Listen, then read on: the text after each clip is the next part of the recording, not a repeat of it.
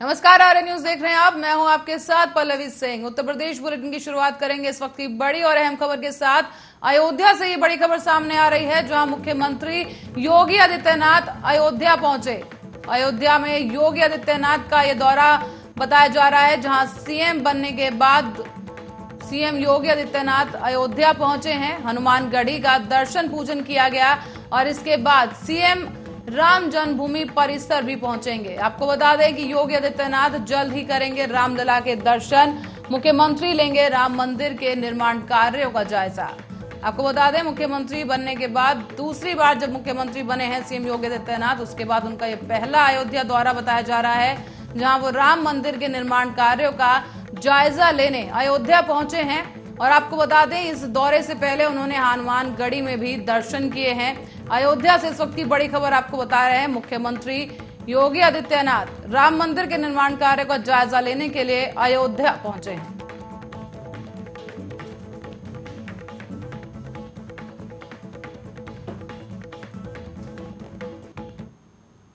वहीं फिरोजाबाद से एक ऐसी खबर सामने आई है जो परेशान करने वाली है, जहां पर 3 छात्रों ने खून से खत लिखकर अहिर रेजिमेंट बनाने की मांग सरकार से की। तो वहीं आपको बता दें कि इन छात्रों ने खत रक्षा मंत्री को फैक्स कर भेजा है। और बताते चलें कि ताजा मामला शिकोहाबाद के एके कॉलेज से जुड़ा है, जहां इंटर की शिक्षा ग्रहण कर रहे तहसील जसराना के गांव एका के 3 युवकों ने आज अपने खून से राज्यपाल और भारत सरकार के रक्षा मंत्री को ये खून से खत लिखकर भेजा है और खत भेजकर भारतीय सेना में अहिर रेजिमेंट बनाए जाने की मांग उठाई। यह अनूठी मांग में चर्चा का विषय बनी हुई है। समस्या आपकी? अमित यादव मेरा नाम है और मैं एक आर्मी की तैयारी कर रहा हूँ। तो बस मेरी यही मांग है कि आर्मी में एक अरेंजमेंट का गठन हो और बहुत दिनों से ये मांग चली आ रही है और हमने कई बार धरना प्रदर्शन भी किया है और लोगों के प्रति जागृत भी कर रहे हैं। धरना प्रदर्शन लगातार हमारा जारी रहेगा जब तक कोई अरेंजमेंट मांग की कोई सुनवाई नहीं होगी, तब तक हम ऐसे ही धरना देते रहेंगे। आखिर अहिर रेजिमेंट क्यों बनाया जाए? अहिर रेजिमेंट अहिरों का बहुत बड़ा बलिदान रहा है। जैसे कारगिल युद्ध 1999 में हुआ, जो अहिरों के प्रति है रेजंगला युद्ध, वो भी एक अहिरों का नाम ही था। चीन से जो वो हुआ था, जिसमें 1300 चीनों पर 120 अहिर, जिसमें से 114 अहिर शहीद हुए थे। वो भी एक युद्ध था जिसमें अहिरों का बहुत बड़ा योगदान रहा है। तो बस मेरी यही मांग है कि अहिर रेजिमेंट का गठन हो और आगे यही हम धरना देते रहेंगे जब तक कोई गठन नहीं होगा। आज आपने क्या किया है? माननीय श्री रक्षा मंत्री जी को ब्लड से लिखा हुआ, खून से लिखा हुआ हमने एक पत्र और जो उन्हें फ्लैक्स किया है। और इसी बीच मथुरा पुलिस को एक बड़ी सफलता हाथ लगी है, जिसमें नकली गोल्ड के गहने जमा करके बैंक से करोड़ों रुपए का लोन लेने वाले गिरोह का भांडाफोड़ किया गया है और पुलिस ने इस गिरोह को गिरफ्तार कर लिया है। इसमें एक महिला समेत 3 युवक शामिल है। आपको बता दें कि इलाके में काफी दिनों से एक ऐसा ही गिरोह सक्रिय था, जो कि नकली सोने के गहनों के बदले बैंक से लोन की रकम उठाता था, जिसकी जानकारी बैंक के द्वारा जांच करने पर अधिकारियों को पता चली। तो वहीं पुलिस को इनकी शिकायत दर्ज कराई गई, जिस पर पुलिस ने 4 मुकदमे दर्ज कर मामले की जांच शुरू की और आज इन अपराधियों को गिरफ्तार कर लिया गया है। थाना कोतवाली क्षेत्र में कई दिनों से एक गैंग ऑपरेट कर रहा था, जो फर्जी गोल्ड के आभूषणों के आधार पर कई बैंक शाखाओं से गोल्ड लोन ले रहा था। इस पूरे गिरोह का आज यहाँ पर पर्दाफाश हुआ है, जिसके कि सरगना राजेश अग्रवाल व उनके 4 अन्य साथी अरेस्ट हुए हैं। इसकी जानकारी बैंक को तब हुई जब क्वार्टरली रिव्यू में उस गोल्ड की टेस्टिंग करवाई गई, तो वो नकली निकला या कम प्योरिटी का निकला। इसकी सूचना उनके द्वारा पुलिस को दी गई। पुलिस द्वारा इस पूरे प्रकरण में 4 अभियोग पंजीकृत किए गए और इसमें राजेश अग्रवाल की बेटी श्रिया अग्रवाल, साथी सोहेल, धर्मेंद्र सैनी, इनको अरेस्ट किया गया। अरेस्ट करके जेल भेजा जा रहा है। बेसिकली इनकी जो मोडस ऑपरेंडी थी कि ये गोल्ड के नकली आभूषणों के आधार पर बैंक से लोन के लिए अप्लाई करते थे। थाना कोतवाली क्षेत्र में कई दिनों से एक गैंग ऑपरेट कर रहा था, जो फर्जी गोल्ड के आभूषणों के आधार पर कई बैंक शाखाओं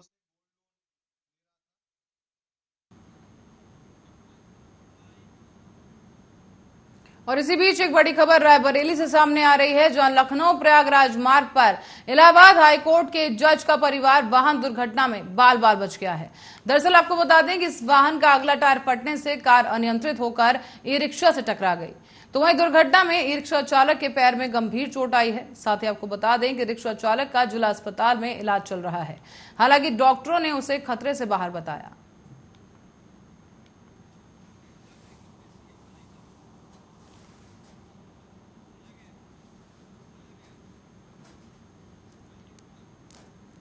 हमारा नाम अभय सिंह है। हम इसी ग्राम बिटोली निवासी हैं। क्या हुआ आज यहाँ और अरे वो जज साहब की गाड़ी आ रही थी, सकाई गाड़ी में वो थे, पीछे दूसरी गाड़ी उनकी फैमिली की थी। उसी से अगला टायर तक गया बाएं का, और तो बाएं टायर लगा तो टायर गाड़ी डिसबैलेंस हो गई और बगल में ऑटो टायर लाद के जा रहा था, उससे लड़ गई। ऑटो वाले ड्राइवर का पूरा पैर नीचे फट गया। अच्छा। और फिर एम्बुलेंस बुला के उसको जिला अस्पताल पहुँचाया। जज साहब को कहाँ गए? जज साहब के PWD गेस्ट हाउस गए। और इसी बीच एक बड़ी खबर के लिए रुकेंगे। अयोध्या से इस वक्त की बड़ी और अहम खबर सामने आ रही है। आपको बता दें, सीएम योगी आदित्यनाथ अयोध्या के दौरे पर हैं आज, और उनसे दौरे के दौरान एक नशे में धुत सिपाही वहां मिला है। बड़ी खबर इस वक्त की आपको बता दें, अयोध्या दौरे पर हैं सीएम योगी आदित्यनाथ, और इस दौरान दौरे से पहले नशे में धुत एक सिपाही वहां मिला है। हनुमानगढ़ी के पास नशे में मिला है ये सिपाही, और सिपाही ने शर्मसार की खाकी वर्दी। शराब के नशे में तख्ते पर पड़ा रहा सिपाही तेजी से वायरल हो रहा है ये वीडियो। और आज शाम को आपको बता दें कि सीएम योगी आदित्यनाथ अयोध्या दौरे पर पहुंचे हैं, और सीएम के दौरे के दौरान ये सिपाही नशे में धुत हालत में तख्ते पर पड़ा हुआ मिला है। आपको बता दें, हनुमानगढ़ी से ये वीडियो सामने आया है जो अब तेजी से वायरल हो रहा है। यहाँ पर ये सिपाही नशे की हालत में पड़ा है। आप देख सकते हैं तस्वीरों में, इसे सुध बुध नहीं है, और ये सिपाही राइफल के साथ नशे में धुत है, और इस अवस्था में ये यहाँ पर पड़ा हुआ है, जबकि सीएम योगी आदित्यनाथ खुद दौरे पर अयोध्या पहुंचे हैं।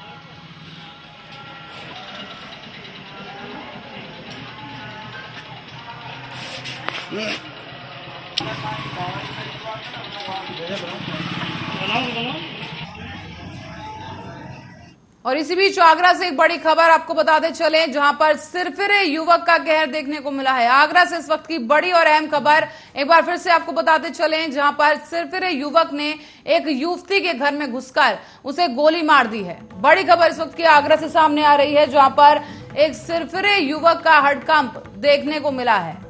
आपको बता दें कि लड़की के घर में घुसकर इस युवक ने गोली मार दी है, और गोली लगने से युवती गंभीर रूप से घायल हो गई है। हालांकि घायल युवती को अस्पताल में भर्ती करा दिया गया है, और आरोपी मौके से फरार चल रहा है। दरअसल प्रेम प्रसंग का पूरा मामला बताया जा रहा है, और आरोपी युवक पहले भी जान से मारने की धमकी दे चुका है। तो वहीं सूचना मिलते ही एसपी सिटी और थाना पुलिस भी मौके पर पहुंच गई, और इस मामले की छानबीन की जा रही है।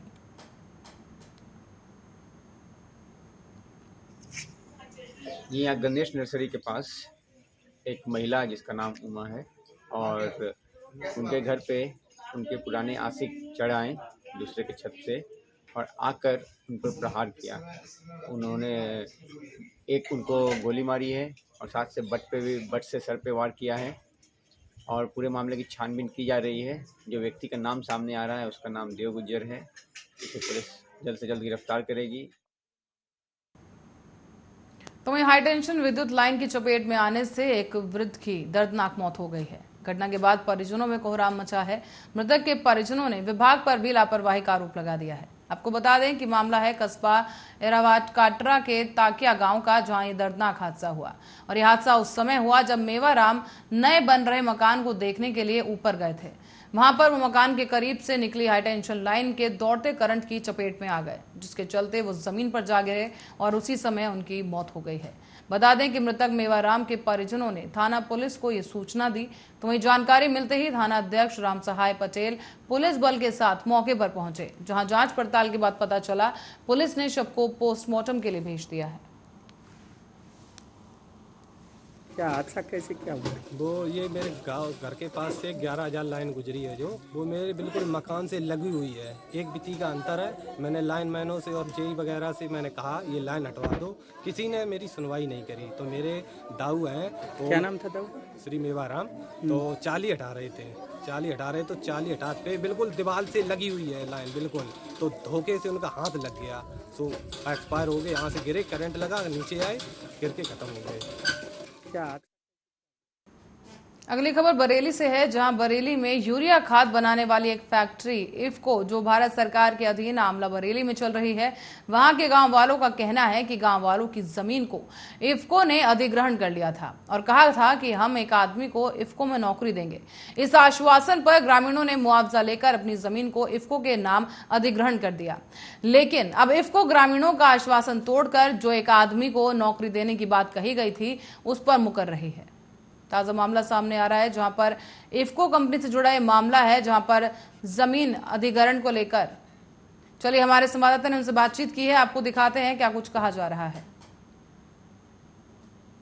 आज हम मौजूद है बरेली के आंवला विधानसभा में। आंवला तहसील भी लगती है। यहाँ किसानों ने धरना दिया हुआ है। किसानों को 1 से 11 दिनों से धरना चल रहा है। आइए हम यहाँ के किसान नेता हैं उनसे बात करते, जानने की कोशिश करते हैं कब तक चलेगा ये धरना।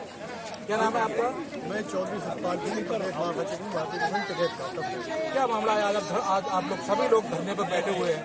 देखिए जी, धरने पर हम बैठे हैं 11 दिसंबर से और लगातार शांतिपूर्ण तरीके से कानून में रहकर अपनी बात कह रहे हैं, लेकिन हमें लग नहीं रहा है कि प्रशासन या इफ्को प्रबंधन कहीं हमारी बात में कोई ध्यान दे रहा है और हमारी बड़ी जायज सी बात है। तो हमने सोचा कि जब मीटिंग में एसडीएम के बुलाने से ये नहीं जाते, आज एसडीएम ने मीटिंग बुलाई थी हमारी इफ्को मैनेजमेंट की, तो एसडीएम के बुलाने से ये नहीं जाते, किसी की बात ये नहीं सुनते, तो हमने चलो भाई इनके दरवाजे में बैठ के अपनी बात सुनाई जाए। आपके यहाँ तो नेता मंत्री बरेली तो नेताओं का गढ़ कहा जाता है और बीजेपी का गढ़ कहा जाता है, उनसे आपने कभी गुहार नहीं लगाई? देखो, बात ये बीजेपी की और किसी राजनीतिक दल की नहीं, ये बात मजदूरों की और किसानों की है, गरीबों की बात है। राजनीतिक दल कोई भी हो, मैं किसी एक की ना पैरवी कर रहा हूँ ना मुखालफत। राजनीतिक दल तो बिरादरी में और अपना उसमें कोटा में वोट देखते हैं, वो किसान की मजदूर की समस्या में वोट नहीं देखते, क्योंकि ये विभिन्न जात के लोग होते हैं और जब चुनाव आता है तो अपने अपने प्लेटफॉर्म पर सब डिवाइड हो जाता है। इसलिए राजनीतिक दल इस मामले में नहीं पड़े, कहीं नहीं पड़े, आज तक कोई नहीं पड़ा। तो कब कितने दिनों से चल रहा है आपका धरना? ये कब तक चलेगा? 11 दिसंबर से चल रहा है। आज 111 दिन हो गए हैं और हम इनकी समस्याओं को लेके पूरा मन बना के पूरा समय लेके बैठे, जितना समय चाहे इफ्को मैनेजमेंट लगा ले, हम इस मामले को निपटा के जाए। एक और किसान यूनियन के नेता हमारे पास मौजूद है, आइए उनसे भी हम जानने की कोशिश करते हैं। क्या है मामला, धरने पर बैठे हुए, कब तक चलेगा धरना? 1 से 11 दिन तो आपको 11 दिन हो चुके हैं, लेकिन जब प्रशासन ने और यहाँ के प्रशासन ने आज तक जो है कोई संज्ञान नहीं दिया, आखिर कारण वजह क्या है? ये किसान अपनी मांगे लेके बैठे हैं, या तो प्रशासन को ये चीज अवगत नहीं होती और ये बार बार हम अवगत लिखित में करा चुके हैं अपनी मांग को, तो इसको या तो प्रशासन एक्शन ले और वो या तो ये साबित कर दे कि हमारी मांगे बिल्कुल बेकार है, मतलब हमारी मांगे जायज नहीं है।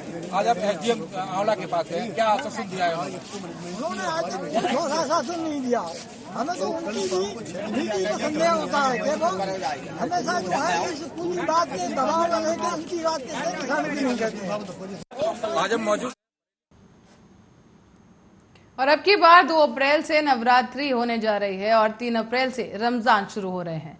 दोनों ही त्योहार नवरात्रि और रमजान के साथ पड़ने से दोनों समुदाय के लोगों में अपने अपने त्योहार को लेकर उत्साह देखने को मिल रहा है। बाजारों में ग्राहकों की भारी भीड़ है, खरीदारी के लिए लोग उमड़ रहे हैं और इससे व्यापारियों को भी काफी अच्छा उनको उत्साह मिल रहा है और उत्साह देखने को मिल रहा है।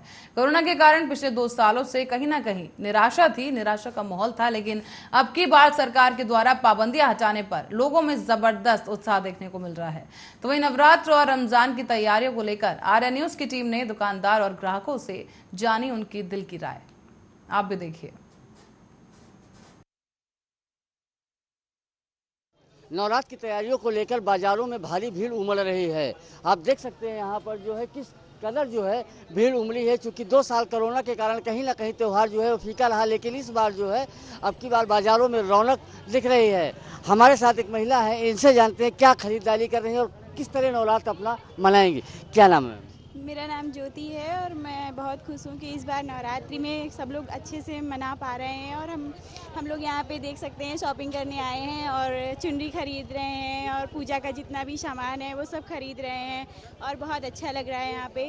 और साथ में देखने को भी मिल रहा है, लोगों के बीच में आने को मिल रहा है, बहुत खुशी हो रही है इन सब। 2 साल कोरोना काल के कारण कहीं ना कहीं दिक्कत हुई, लेकिन अब की बार जो है त्योहार बहुत अच्छा जा रहा है लोगों को, तो क्या कहना है? बहुत ऑब्वियसली बहुत खुश हैं सब लोग। हाँ, इतने अच्छे से सब लोग सेलिब्रेट कर रहे हैं हर चीज़ को। होली को भी इतने अच्छे से सेलिब्रेट किया, उसके बाद नवरात्रि आगे अच्छे से यही इसी तरीके से चलता रहे, वही बहुत अच्छी बात है। अब महामारी ना आए वही बेटर है। तो कहीं ना कहीं देवी माँ से इन्होंने एक प्रार्थना भी की है कि अब ये महामारी वापस ना आए और जो है सुख समृद्धि दे देवी माँ सबको। आपको ये भी बात बताते चले कि कहीं ना कहीं जो है रमजान का पाक महीना भी चालू हो रहा है एक दिन के बाद से, तो अब की बार जो है दोनों समुदाय के लोग बाजार में उमड़े हैं और ये गंगा जमुनी तहजीब रायबरेली जनपद की एक निशानी के तौर पर मानी जाती है कि दोनों त्योहार एक साथ पड़ने से अब की बार बाजारों में रौनक दिख रही है और कहीं ना कहीं व्यापारियों में भी इस बात को लेकर एक उत्साह नजर आ रहा है कि उनका व्यापार अब की बार अच्छा हो रहा है। हमारे साथ ये दुकानदार है, ये जानते हैं इनका क्या कहना। क्या नाम है भाई साहब? जी मेरा नाम शादाब खान। शादाब जी, कैसा व्यवसाय है अब की बार और किस तरह मना रहे हैं? देखिए, बड़ा हर्ष और उल्लास है कि अब की बार पूरी तरीके से लॉकडाउन खुला है। दोनों समुदाय के लोग खुल के जो है त्यौहार मनाना चाहते हैं, लेकिन असल मुद्दा ये है कि महंगाई के कारण थोड़ा सा फीका पड़ रहा है कि जो सामान पहले 100 में मिल जाता था वो आज 150 में मिल रहा है। तो इसकी वजह से जो लोग किलो भर लेते थे वो आधा किलो में काम लेके चला रहे हैं। लेकिन खुशी इस बात की है कि माहौल पूरी तरह से खुला है। बड़े हर्षोल्लास के साथ दोनों आदमी अपने त्यौहार मनाएंगे। क्या लग रहा है अब की बार जो पिछले 2 साल गुजरे उससे इस बार व्यापार बढ़ने की क्या उम्मीद है? जी पूरी उम्मीद है, व्यापार बढ़ेगा। पिछले 2 साल तो कोरोना की महामारी पूरे विश्व में रही, खाली हिंदुस्तान में नहीं रही, पूरे विश्व में रही और सबने लॉकडाउन झेला है, हम लोगों ने भी झेला है। बड़ी त्रासदी थी। खैर अब कुछ सब कुशल है और सब बेहतर होगा। अब की बात क्या, चूँकि ये पाक महीना माना जाता है, तो अल्लाह से क्या मांगते हैं कि इसी तरह खुशहाली रहे, क्या है? देखिए, हम लोग तो अल्लाह से यही दुआ करते हैं कि हमारे देश में अमन चैन रहे, गंगा जमनी तहजीब बरकरार रहे। हम लोग सब एक साथ मिलजुल के त्योहारों को मनाएं, चाहे वो ईद हो, होली हो, दीपावली हो। हम लोग साथ में रहते हैं, एक साथ मिलकर सभी त्यौहार मनाए जाएं और सब लोग साथ रहते हैं, इसमें कोई दिक्कत नहीं। तो ये शादाब जी थे, इनकी दुकान है खजूर की। इनका कहना है कि अब की बार कहीं ना कहीं महंगाई के कारण थोड़ा सा दिक्कत आ रही है, लेकिन जिस तरह से ग्राहक जो है वो दुकानों पर आ रहे हैं तो निश्चित ही इनका व्यापार भी बढ़ने की उम्मीद है। कैमरामैन विपिन के साथ ओम शंकर शुक्ला, आर्या न्यूज, रायबरेली। तो देखा आपने कैसे बाजारों में रौनक लौट आई है और 2 साल बाद पूरी भारी मात्रा में लोग जो हैं बाजारों में पहुंच चुके हैं और खरीदारी कर रहे हैं। इसी के साथ अब बढ़ेंगे अगली खबर की ओर, जहां पुलिस ने बाइक चोरी की आशंका पर 2 संदिग्धों को पकड़कर पूछताछ शुरू कर दी। साथ ही बाइक चोर गिरोह का भांडाफोड़ भी किया है।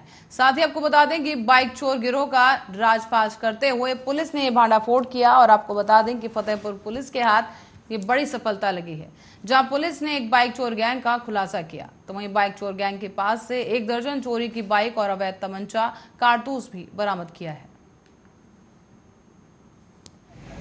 थाना कोतवाली क्षेत्र में कुछ दिनों से चोरी की घटनाएं, विशेषकर बाइक चोरी की घटनाएं हो रही थी। इस पर टीम लगाई गई थी और प्रभारी निरीक्षक कोतवाली के अथक प्रयास से एक गैंग का खुलासा हुआ है और इसमें 12 चोरी की मोटरसाइकिल बरामद हुई है, जिसमें 3 मोटरसाइकिल हमारे क्षेत्र की यहीं की चोरी की है। बाकी वादा की उन्होंने बताया है, उसको हम लोग ट्रेस कर रहे हैं। चेसिस नंबर, इंजन नंबर लेके कुछ में नंबर प्लेट नहीं है, उसको भी हम वर्कआउट करेंगे कहाँ से इन्होंने चोरी किया है। दोनों सगे भाई हैं, बबेरू के रहने वाले हैं और यह एक तरह से अंतर्राज्यीय गिरोह है इनका। इसमें एक भाई का केस जो है सतना में भी है, जो डकैती में वहाँ से जेल गया है। उसके पे 6 मुकदमे पहले से हैं और ये यहाँ 12 गाड़ियाँ बरामद हुई हैं। इसका अभियोग पंजीकृत हुआ है। एक जनपद फतेहपुर की अच्छी उपलब्धि है। इन दोनों के विरुद्ध गैंगस्टर एक्ट के तहत भी कार्रवाई की जाएगी।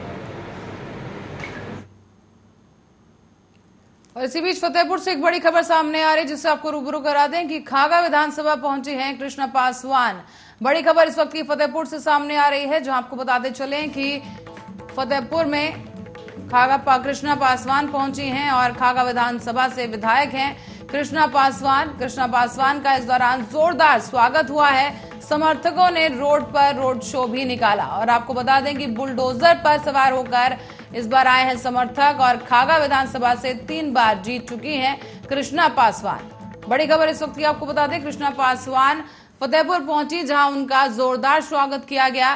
तस्वीरों में आप देख पा रहे हैं कि किस तरीके से इस बार बुलडोजर का सहारा लिया गया है और समर्थक बुलडोजर पर सवार होकर भव्य रोड शो निकालते नजर आए। दरअसल इस चुनाव में इस बार उत्तर प्रदेश में बुलडोजर का जिक्र कई बार किया गया और बाबा बुलडोजर की उपाधि दी गई सीएम योगी आदित्यनाथ को, जिसके बाद से ही बुलडोजर को ही प्रचार और प्रसार का एक अहम माध्यम बना दिया गया। और अब बीजेपी की भारी बहुमत से मिली जीत के बाद जो समर्थक हैं बीजेपी के, बुलडोजर पर ही अपनी खुशी जाहिर करते नजर आ रहे हैं। उसका ताजा मामला सामने आया फतेहपुर से, जहां खागा विधानसभा से विधायक हैं कृष्णा पासवान जो पहुंची हैं खागा, जिसके बाद उनका भव्य स्वागत किया गया। फूल मालाओं से उन्हें स्वागत किया गया उनका और इसी के साथ ही बुलडोजर पर ये यात्रा निकाली गई। वहीं उत्तर प्रदेश सरकार के निर्देश पर आज से रायबरेली में किसानों से गेहूं खरीद शुरू हो गई है। जिले में 78 गेहूं क्रय केंद्र बनाए गए और जिला खाद्य विपणन अधिकारी ने बताया है कि सरकार के दिशा निर्देशों और किसानों के हितों का पूरा ख्याल रखा जाएगा। सरकार ने अब की बार गेहूं का समर्थन मूल्य 2015 रुपए निर्धारित किया है। तो वहीं मंडी में किसानों के लिए पूरी व्यवस्था भी की गई, जिससे दूर दराज से आने वाले किसानों को किसी तरह की कोई दिक्कत ना हो सके। 1 अप्रैल से लेके 15 जून तक सरकारी गेहूं खरीद की होनी है। इस बार शासन द्वारा 2015 रुपये प्रति कुंटल रेट निर्धारित किया गया है। शासन और की जो गाइडलाइन है उसके अनुसार समर्थन मूल्य का अधिकतम लाभ किसानों को दिलाया जाएगा। अगर कोई कहीं इसमें शिकायत मिलेगी तो उस पर सख्त। मंडी में गेहूं खरीद से संबंधित प्रदेश की सरकार के नियमानुसार जो है खरीद की व्यवस्थाएं की गई हैं। जो निर्देश मिले हैं किसानों से या गेहूं के खरीद के संबंध में वो पूर्ण किए जा रहे हैं। नियमानुसार खरीद की जाएगी, खरीद की जा रही है। और रायबरेली जिला अस्पताल के मुख्य चिकित्सा अधीक्षक नीता साहू द्वारा लिए गए ताबड़तोड़ 2 फैसलों से जिला अस्पताल में हड़कंप मच गया है। दरअसल अस्पताल परिसर में लंबे समय से चल रहे अवैध साइकिल स्टैंड की वसूली को खत्म कर निःशुल्क कर दिया गया है। तो वहीं परिसर में बने रैन बसेरे के ठेके को निरस्त कर निःशुल्क कर दिया गया। इस फैसले से जनमानस में खुशी साफ देखी जा सकती है। तो वहीं अवैध साइकिल स्टैंड और रैन बसेरा संचालकों के चेहरे पर मायूसी देखने को मिली।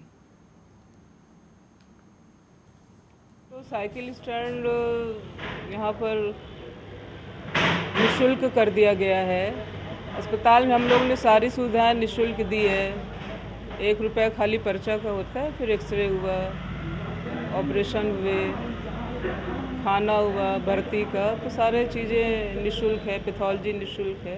मैम कई सालों से लोग स्टैंड का पैसा नहीं देते थे, उसको लेकर बड़ा निर्णय लिया गया। क्या कारण था इतने दिन? कारण ये पूरे यूपी में कहीं भी कोई भी ठेकेदार या वेंडर साइकिल स्टैंड में पैसा नहीं लिया जा रहा है।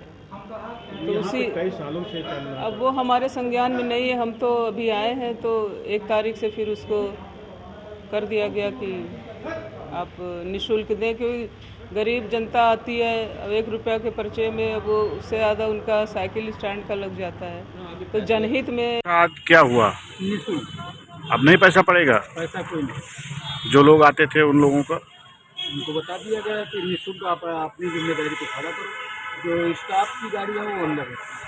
अच्छा, जो लोग आएंगे दिखाने उनको व्यवस्था करेंगे सीएमएस में। अच्छा, अब शुल्क नहीं देना पड़ेगा। तो उत्तर प्रदेश के मुख्यमंत्री योगी आदित्यनाथ के अयोध्या दौरे से पहले अयोध्या में 16 मार्च को मासूम के साथ दर्दनाक घटना को लेकर स्थानीय विधायक वेद प्रकाश गुप्ता मासूम के घर पहुंचे, जहां उसे न्याय दिलाने के साथ ही सभी प्रकार के सहयोग दे जाने का भरोसा दिलाया है। तो वहीं गुप्त रूप से आर्थिक सहयोग भी प्रदान किया गया। इस दौरान विधायक ने पुलिस के द्वारा अपराधी को गिरफ्तार कर केस वर्कआउट करने की बात कही। वहीं अयोध्या में विधायक वेद प्रकाश गुप्ता ने परिवार के लोगों को विश्वास दिलाते हुए कहा कि पीड़िता के बयान होने के बाद कोई भी अपराधी बाहर नहीं घूम सकेगा।